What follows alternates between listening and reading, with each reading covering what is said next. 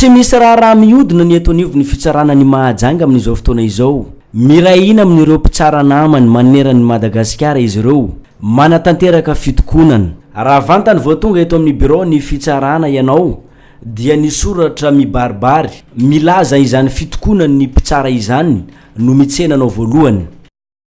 Ny votoatin'ny fitaken'ny mpitsara hakamizay moa dia mikasika ny fametrahana ny tanitandalana teto Madagasikara ary ny fanajana ny fahaleovan-tenan'ny fitsarana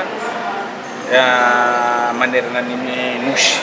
Zay zany ny votoatiny. Hatramin'izao zany rehefa natao reny commission tripartite sy ny namany reny mbola zavatra hatramin'izao tsy mbola nisy valiny ireo zavatra reo ankoatrany le fanambaran'ny président république iny angambany. Fa hoe ny circulaire tokony avoaka mbola tsy nivoaka, ny engagement zay tokony ho ataon'ny institution rehetrarehetra mbola tsy nisy. Zay zany votoatiny io. Natao zany ny fanapahan-kevitra fa manomboka androany 17 septembre no manomboka ny grève illimité.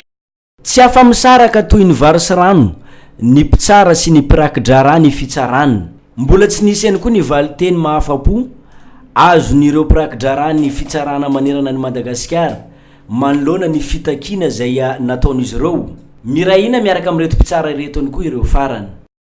Nenay mpirakidra moa zany mbola ny fitakiana hatramin'izay mbola tsy mivaly zany mikasika ny versement zany sy ny émolument.